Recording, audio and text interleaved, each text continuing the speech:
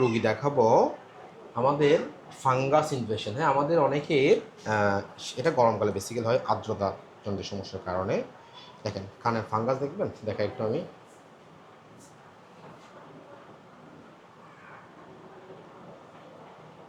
দেখছি এগুলো ফাঙ্গাস বলে, কানের মধ্যে ছত্রাক ইনফেকশন, বুঝছেন?